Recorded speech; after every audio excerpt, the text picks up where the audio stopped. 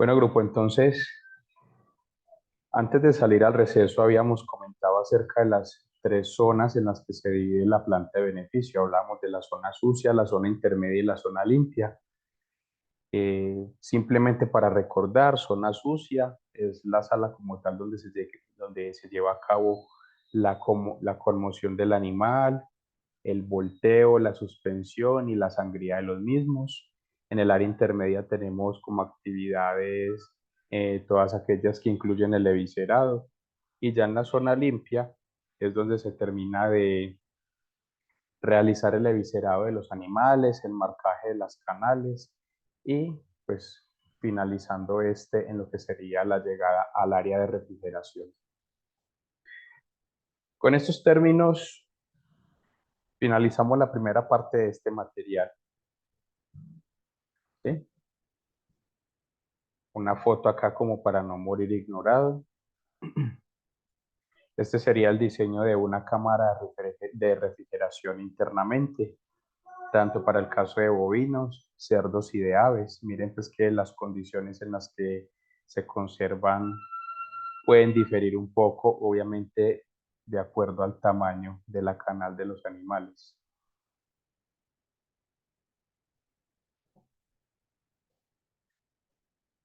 Ahora sí vamos a entrar en materia.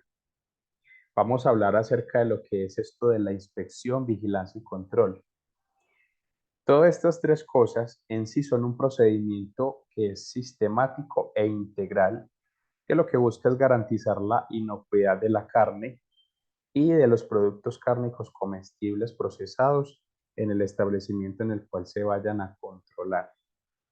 Este control que se hace enfatiza en aspectos relacionados con el riesgo de afectar la inocuidad de los productos de la carne directa o indirectamente, los cuales tienen que ver con lo siguiente.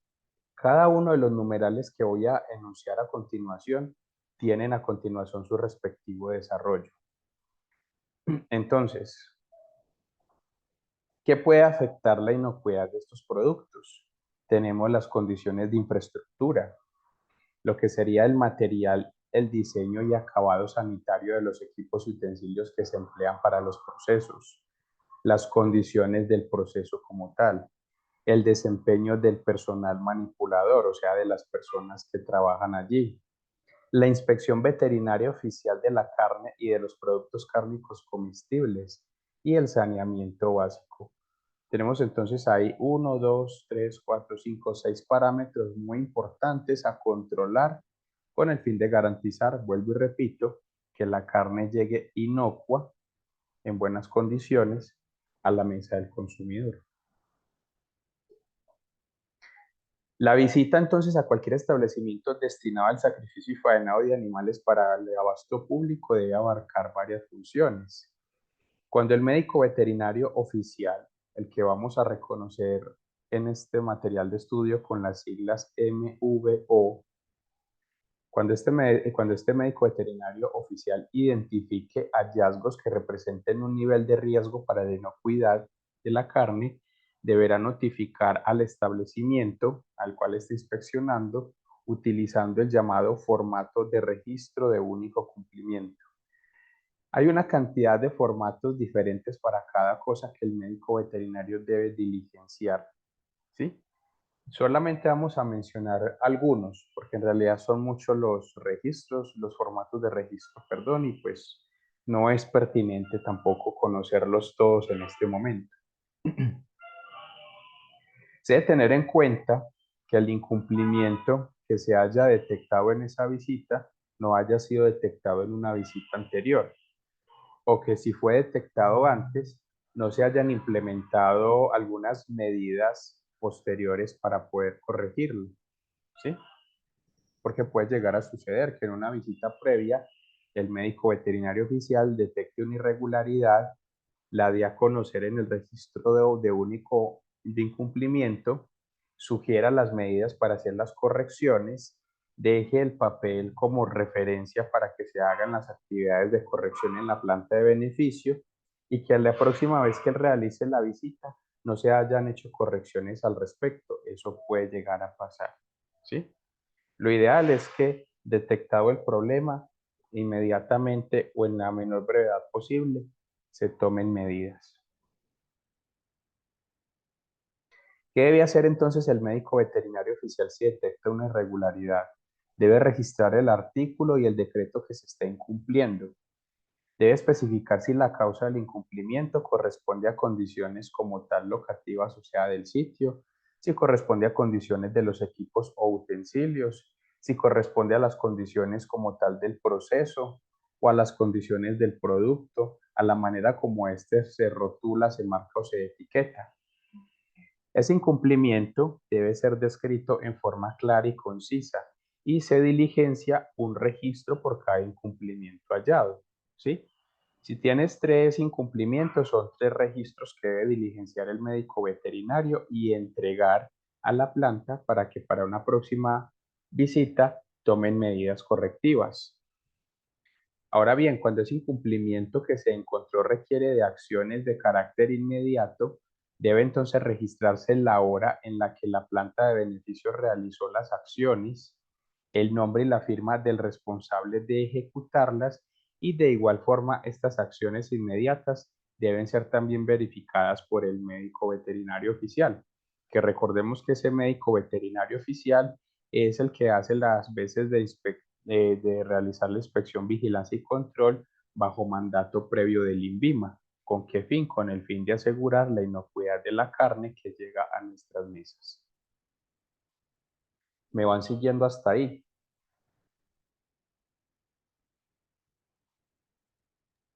Sí, profe. Muy bien. Si en algún punto hay algo que no entienden, de una pregunten porque pueden haber aquí cositas un poquito enredadas. Listo. Yo voy a tratar de ser lo más claro posible, pero igual así se me puede escapar alguna cosa que ustedes no alcancen a coger a la primera. Las acciones entonces implementadas, sean inmediatas, o sea que se hagan de una vez, o posteriores, que se hagan luego, se deben acompañar de un seguimiento de cumplimiento hasta que se evidencie que el incumplimiento que el médico veterinario encontró fue solucionado por completo. El formato debe ser diligenciado y entregado al establecimiento en forma inmediata a la detección del incumplimiento para pues, que le den su respuesta pronta.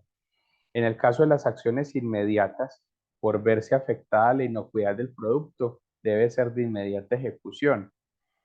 ¿Qué sería un incumplimiento que haya que corregir de inmediato porque puede alterar la inocuidad del producto? Por ejemplo, encontrar un cuchillo sin filo en mal estado o que esté ya con óxido.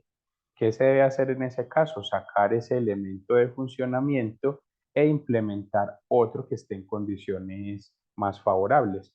Eso es algo que se puede hacer de manera inmediata y que no requiere una espera muy larga, ¿sí? Algo que de pronto no se puede hacer de inmediato y que requiere de una espera posterior para poderle dar solución sería alguna falla de tipo mecánico, por ejemplo, en una de las maquinarias, maquinaria que pues, necesite ser reemplazada posteriormente y que en el momento no afecte como tal de forma tan directa el ciclo de procesamiento del animal o de su canal.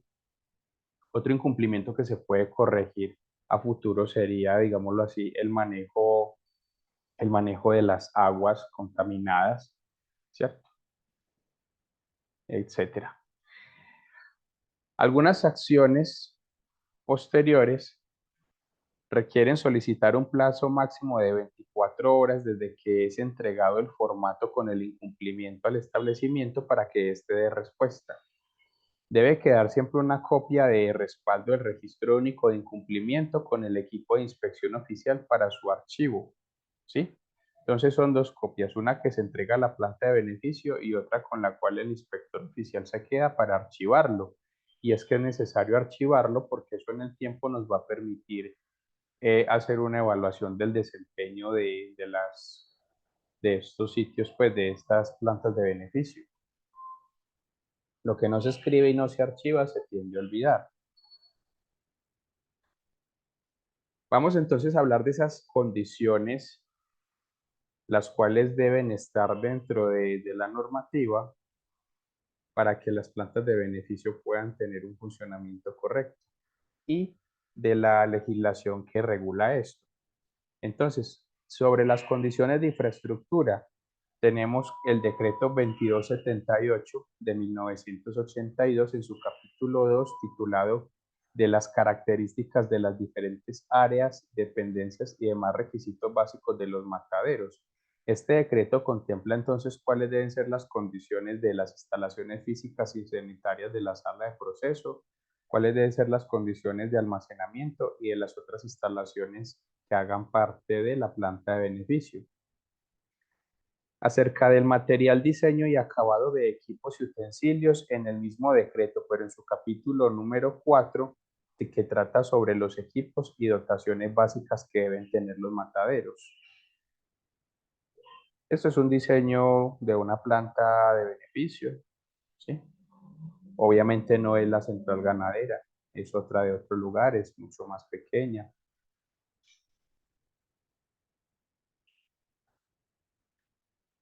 Esta imagen que ustedes están viendo acá, en el margen superior derecho, sería el diseño de una planta de beneficio porcino, un poco diferente a cómo está instalada la que nosotros ya visitamos, ¿sí?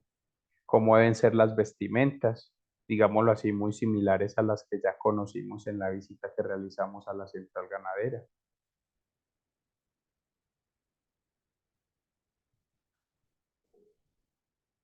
Acerca de las condiciones del proceso, en el mismo decreto, pero en su capítulo 8, que trata del sacrificio y el faeneamiento, habla sobre las operaciones de sacrificio y faenado.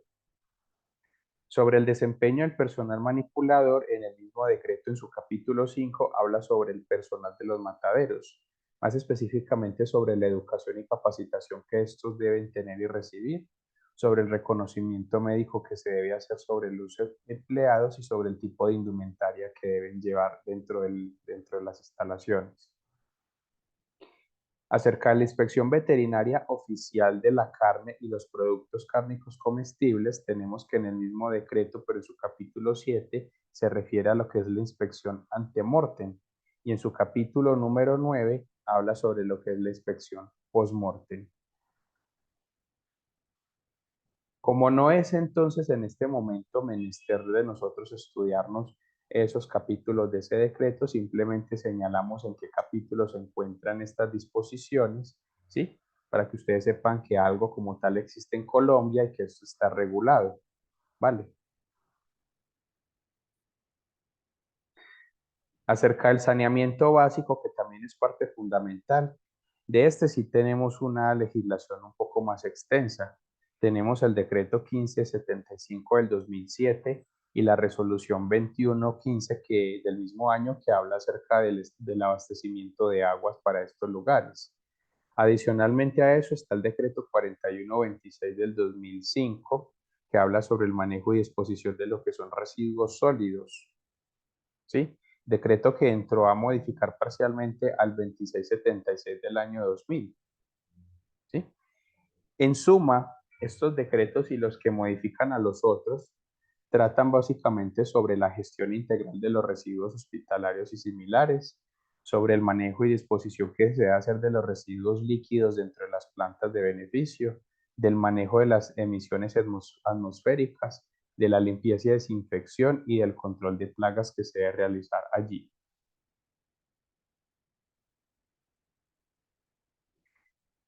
Esto sería el esquema del organigrama del INVIMA en lo que concierne a la inspección, vigilancia y control en plantas de beneficio animal. Tenemos entonces una dirección general que se encarga básicamente de otras dos subdirecciones. Una llamada Dirección de Alimentos y Bebidas, que es la que administra el grupo técnico encargado de evaluar las carnes.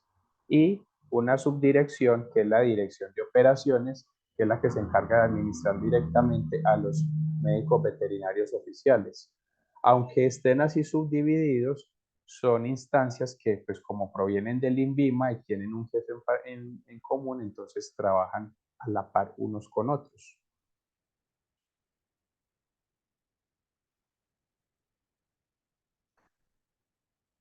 Tenemos una figura dentro de todo este andamiaje conocido como el coordinador de grupo de trabajo territorial. Este debe realizar las funciones consignadas en el manual relacionadas con plantas de beneficio, desposte y desprece. Manual que no tenemos acá, pero que tampoco vamos a profundizar, ¿cierto? Vamos a ver solamente algunas cosas relevantes. Dentro de las funciones de este coordinador de grupo de trabajo territorial están velar por un adecuado desarrollo de las diferentes actividades de inspección, vigilancia y control y de la inspección médico-veterinaria, que ésta sea permanente o periódica, según pues se designe para la planta de beneficio en particular.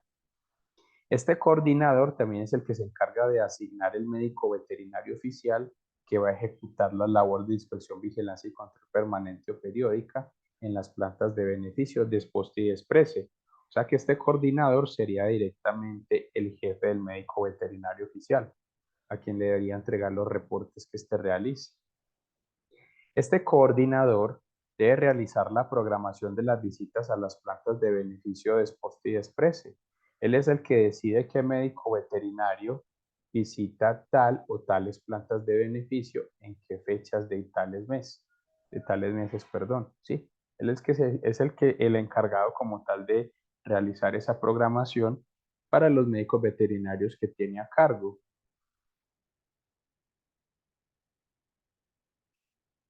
Ahora, ¿cuáles son las actividades de inspección, vigilancia y control que se van a realizar dentro de lo que son las plantas de beneficio únicamente? Ojo, plantas de beneficio, como la central ganadera, que solamente se encargan de beneficiar el animal hasta el punto en que refrigera su canal y sus vísceras y las saca para la venta. Ellos no hacen más de ahí, ¿cierto? Entonces, las actividades de inspección, vigilancia y control en las plantas de beneficio son visitas de inspección, vigilancia y control, las de rutina, las normales, las que el INVIMA va a programar para todas las plantas durante el transcurso del año. Visitas de inspección, vigilancia y control por solicitudes. Como mencionamos al principio de la clase, cuando usted va a implementar una planta de beneficio y necesita obviamente que le den el aval para poder iniciar labores, usted debe solicitar una visita de este tipo para que el médico veterinario oficial del INVIMA revise que todo lo que usted ya montó se encuentre en condiciones y le dé luz verde para iniciar procesos. O dado caso que encuentre algunas falencias que no le permitan iniciar de inmediato, le haga las recomendaciones y le dé el tiempo determinado para que usted entre a corregir y pueda de nuevo solicitar otra visita donde ese médico veterinario corrobore que usted llevó a cabo las sugerencias que él le indicó y le diga, amigo, puede empezar a trabajar en su planta sin ningún inconveniente. Están las visitas de control, esas que se hacen para verificar el cumplimiento de exigencias. Digamos que yo hace 8 días como médico veterinario oficial visité una planta de beneficio y me encontré por allá algo dentro de las locaciones que no funciona adecuadamente. Yo hice el respectivo reporte, dejé la recomendación y les di plazo de 8 días para realizar las correcciones. Hoy vuelvo, realizo la visita, que sería entonces una visita de control para verificar que esa planta sí cumplió con las exigencias que yo les hice en cuanto al problema que les diagnostiqué allá dentro de su sistema de producción. Están también las visitas de inspección en atención a denuncias, ¿sí? Si usted por alguna razón como ciudadano particular vive cerca de una planta de beneficio y cada día se ve perjudicado porque los malos olores inundan su casa y la de sus vecinos, usted se puede dirigir, realizar una petición para que se le haga una visita a esta planta y evalúen por qué ustedes como vecinos están teniendo problemas con esos malos olores que vienen de esa planta de beneficio. Otro tipo de visitas son las de inspección en atención a requerimientos de entes de control y demás entidades.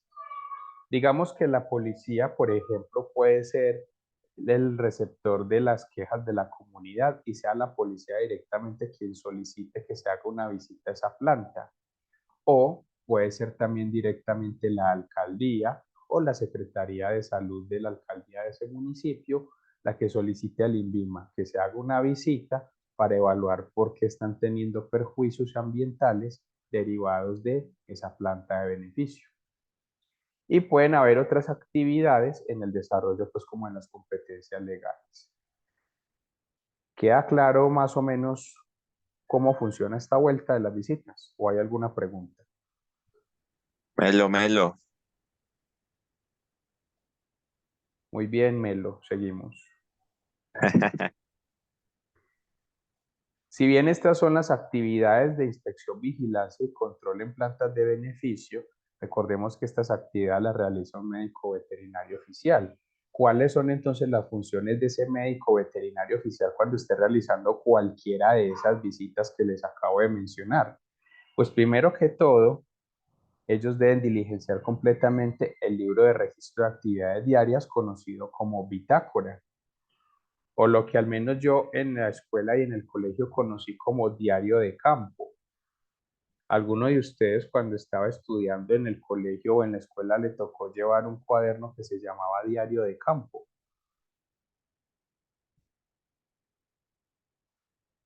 ¿No se acuerdan o no les tocó? No, no, no me tocó. Profe, me tocó eso. ¿A Claudia no le tocó? Bueno, entonces yo A fui mí el sí, yo único. creo. ¿Cómo? Yo creo que Profe, a yo mí. soy de su generación. Bueno, entonces, pues a mí sí. Yo tenía unos profesores que eran más bien como en peliculados y uno todos los días debía llevar eso. Y si uno no tenía el diario de campo al día, entonces perdía las materias. Sí, a mí me tocó. Y a final de año veía uno los compañeros todos embalados pidiéndole a los compañeros juiciosos el diario de campo para pasarlo lo de todo el año en un cuaderno nuevo para mostrarle el cuaderno al profesor y que el profesor simplemente viera por encimita y le pasara la nota. Más desparchados. Yo me acuerdo porque yo era muy juicioso con el diario de campo y a mí me tocó prestárselo a un compañero que como lo operaron, estuve incapacitado sin poder ir a estudiar como 15, 20 días y hubo que desatrasarlo de todo. Yo me acuerdo que ese man era pegado a sus cuadernos pasando y copiando lo que yo le prestaba. Tiempos aquellos. Mm. Pero porque es bueno No volverá. diligenciar estos diarios y estas bitácoras, porque entonces usted va afilando un poquito más su manera de escribir, su gramática, incluso va mejorando la ortografía, la redacción, pues habilidades que pienso yo son muy importantes para un profesional de cualquier área y que hoy en día lastimosamente están muy descuidadas, tanto desde el hogar quienes vigilan la educación de los hijos como desde la educación en las escuelas y colegios. Pero bueno, esas son mis quejas. Ah, Continuemos aquí. Entonces, aparte que el médico veterinario oficial debe diligenciar esa bitácora, también debe realizar un recorrido a pie de verificación previa a la autorización de inicio del proceso de beneficio. O sea, antes de que la planta empiece a hacer sus labores, este man o esta vieja, quien sea que haga la visita, médico o médica, debe hacer un recorrido y verificar que todo esté en su punto antes de dar el pistoletazo inicial y que se sacrifique el primer animal de la línea de ese día. Debe registrar también la actividad que se lleva en tiempo real en un documento llamado lista de chequeo verificación, según pues el tipo de planta, si es de beneficio, de exposte, de expresa y según la especie, ¿sí? Porque no es el mismo formato para bovinos que para cerdos o para aves, son formatos diferentes según la especie. Debe verificar también las acciones inmediatas o posteriores a los incumplimientos hallados en visitas anteriores, ¿sí? Y dar la autorización de inicio del proceso una vez que se hayan corregido o enmendado estos incumplimientos. Si no se han corregido o enmendado, pues simplemente no les va a dar luz verde para que trabajen y va a ser un día de trabajo perdido.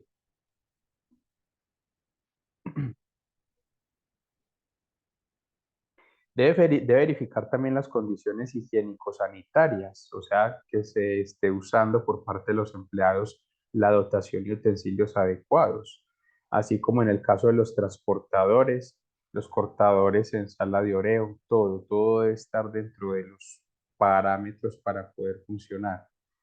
Este médico veterinario también puede encargarse de realizar la inspección ante-mortem, que consiste en observar el estado sanitario de los animales que están en los corrales y verificar que cuenten con la respectiva guía de movilización expedida por la autoridad competente. Aquí vamos a hacer un pequeño paréntesis porque es la primera vez dentro de esta clase que nos encontramos con el término guía de movilización. La guía de movilización, chicos, es un documento en el cual aparecen relacionados los datos del sitio de donde vienen los animales a la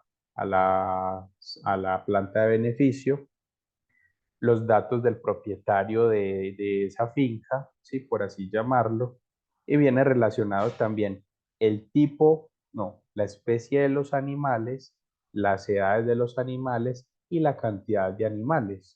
Obviamente, para poder emitir una guía de movilización, se debe garantizar que esos animales de donde se vayan a mover del sitio A al sitio B cuentan con su esquema de vacunas y desparasitaciones al día.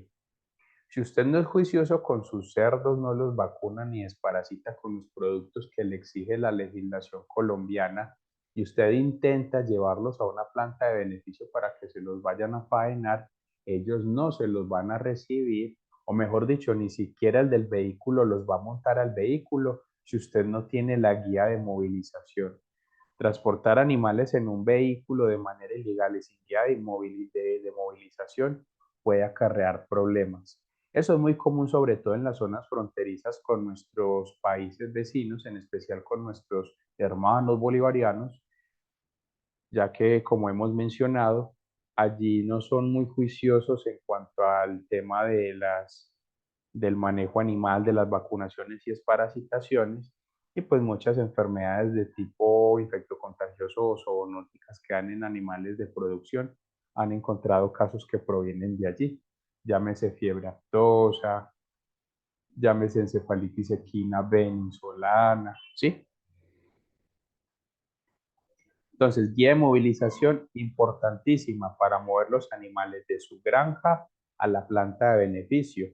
Es más, cuando la canal y las vísceras van a ser movilizadas de la planta de beneficio hacia la bodega o hacia el sitio donde está el comprador o el consumidor final o hacia una planta de depósito de desprecia, donde quiera que se vaya a mover, esas canales y esas vísceras también requieren de una guía de movilización firmada por el médico veterinario, donde éste está avalando que esos productos cárnicos están en óptimas condiciones para ser movilizados a otro lugar. La guía de movilización, entonces, chicos, es ese insumo que va a permitir realizar una trazabilidad de esa proteína animal que se está produciendo para alimentarnos a nosotros. Ven lo importante que es ese documento. Por aquí más adelante en este documento tengo una foto de lo que es una guía de movilización. Cuando lleguemos allí, entonces vamos a retomar un poco este tema. ¿Y por qué no fuimos ahí y cerramos por fin el paréntesis tan largo que hice? Pues porque en la inspección ante-mortem, antes de sacrificar los animales, parte de esa inspección es verificar respectivamente que los animales lleguen con la guía. Si los animales llegan sin guía de movilización, ni siquiera los vamos a bajar del vehículo, se van a quedar ahí hasta que se le dé resolución a eso. Lo más viable que se hace es que se devuelva el vehículo con los animales sin guía a las instalaciones de donde salieron. Aunque esto puede acarrear algunos problemas porque si vienen sin guía de movilización, uno sospecha de pronto no hay vacunas, no hay desparasitación, pueden estar llevando enfermedades de un sitio a otro, son vectores. ¿Sí? Ya el médico veterinario al que le toque el asunto solucionará según la legislación que hace en el momento, pero muy importante revisar la guía de movilización. Digámoslo como en términos más simples, la guía de movilización es como cuando usted realiza un pedido y está verificando que el pedido de lo que realizó, las cantidades en físico correspondan con la factura, ¿cierto? Más o menos así. sin querer decir que una guía de movilización es una factura, porque no lo es, pero sí es un inventario. ¿Me hice entender, chicos? Sobre todo los que quieren Sí, hacer profe. prácticas en la central ganadera, que no vayan allá y les hablen de guía de movilización, y usted, ¿y eso qué es? ¿Y eso con qué se come? ¿Y por qué el profe Mario no nos Ah, habló de eso? Ojo, mucho ojo. Que al menos ustedes 6 que están conectaditos y sepan de qué estamos hablando acá. Bueno, eso. el establecimiento es el responsable de garantizar el ingreso de los animales con los documentos sanitarios requeridos, ¿sí? En plantas de beneficio de aves de corral, llámese gallinas, también se deben de verificar los certificados de la granja emitidos por el establecimiento para establecer el origen y estado sanitario de las aves. Y pues obviamente las aves también deben contar con su guía de movilización, ¿sí?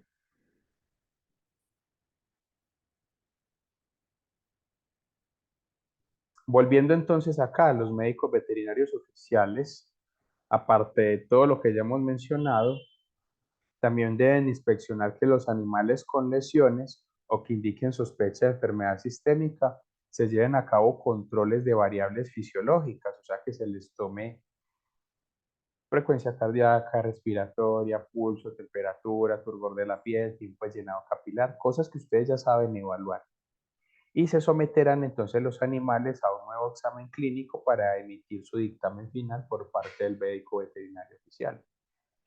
Debe este además diligenciar el formato de identificación individual para animales sospechosos, en caso de que encontrara animales sospechosos, obviamente, y el formato de inspección ante mortem, en el caso de bovinos, porcinos, equinos, ovinos y caprinos, y para las aves de corral, recordando que para cada especie es un formato diferente, no es el mismo formato para todas las especies, es uno diferente por cada especie.